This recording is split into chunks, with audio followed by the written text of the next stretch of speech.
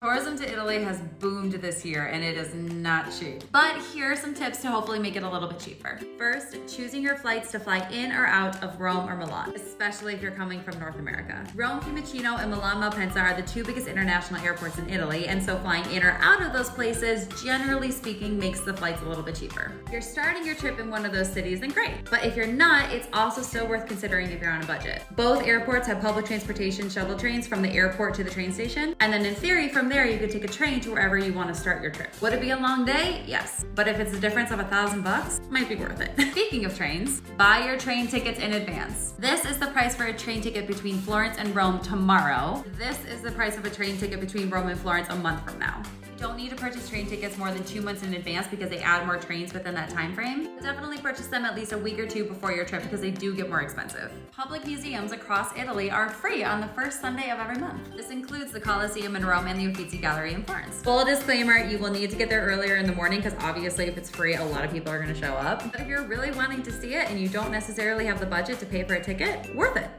Head to a cafe, a bar, or panini shop to eat. Croissant in Italy is typically from like 1 to 150 euro. Sandwiches in cafes are like 3 to 4 euro. And a lot of cafes will have something called tavolo caldo, which is like an open hot food bar. A lot of local cafes will also have like a lunch special where you get like a plate of pasta and a drink for like 9 euro. Hope that helps.